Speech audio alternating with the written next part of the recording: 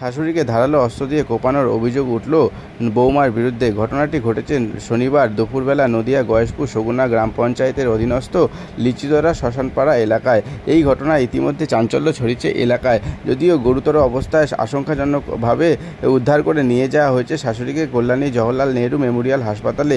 ইতিমধ্যে স্থানীয়দের দাবি যে বেশ কয়েকটি সেলাই পড়েছে শাশুড়ির কানে এবং গলায়। পাশাপাশি ইতিমধ্যে ঘটনাস্থলে খবর পেয়ে ছুটে আসে গয়েশপুর পুলিশ ফাঁড়ির আধিকারিকরা। ইতিমধ্যে অভিযুক্ত বৌমাকে আটক করে নিয়ে যাওয়া হয়েছে গয়েশপুর পুলিশ ফাঁড়ি কেন্দ্রে। ইতিমধ্যে এই ঘটনায় স্থানীয় বাসিন্দারা কি বলছেন আসুন শুনে নেওয়া যাক সরাসরি এদের কাছ থেকে। উনি বয়স্ক ঠাকুমাটা বাইরে ছিলেন, আর ওনার যে বৌমা মেন্টাল অবস্থায়, ওনার কোনো নেই, পাগলও নেই। উনি কী করলো, ওনার শাশুড়ি বলেছে যে বুপি তুই বাইরে যাস না, তুই কিন্তু বাইরে, তোর শরীর ভালো না। ওনারা বলেছে, উনি ওইটাই রেগে গেছে, রেগে গিয়ে ওনাকে কোপ মারছে। আচ্ছা, কখন হয় ঘটনাটা? ঘটনাটা হয়েছে 9টা থেকে 10টা। কি দিয়ে কোপ মারলো? দাও দিয়ে। আচ্ছা, যে ঘটনা ঘটেছে তার নাম কি? ওনার নামটা তো বয়স্ক বলতে পারবো না আমি। ওনার বৌমার নাম উপি।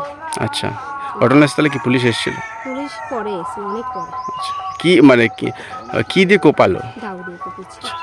আচ্ছা, কিসে মানে কোথায় লেগেছে? কোথায় লেগেছে? কানের এই সাইডে আর মাথায় এই জায়গায়, কপালটা। আচ্ছা, গুরুতর আহত হয়েছে? হ্যাঁ। এখন কি অবস্থা আছেন জানেন?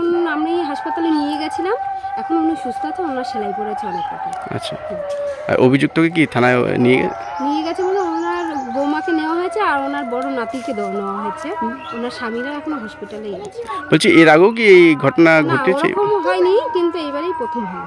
আচ্ছা, সেক্ষেত্রে কি কারণে হতে পারে বলে মনে করছেন? মাথা, ওনার বৌমা খারাপ, আমরা সবাই জানি, এই পাড়ার সবাই জানে ওনার মাথা খারাপ আছে। আচ্ছা, এটাই, আর কোনো ব্যাপার নেই। ওনার ছেলে ছিল? এছাড়া ওনার বাড়ির সবাই ভালো, ছেলের থেকে স্বামীর থেকে শুরু করে সবাই ভালো। ওনার বড় নাতি সবাইকে দেখাশোনা করে, ওর মাকেও দেখে, পাগলা মাকেও দেখে, প্লাস ওনার ঠাকমাকেও দেখে। কজন থাকতো পরিবারে? ওনার মোট 6 জন থাকতো, 2 মহিলা 4 জন বেটা ছিল। আচ্ছা, পুলিশ কাকে নিয়ে গেল এখন?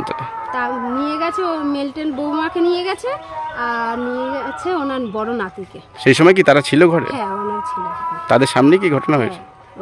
সামনে বলতে ওনারা তো একদম সামনে ছিল না, ওনারা বাইরে কাজ করছিল আর কি।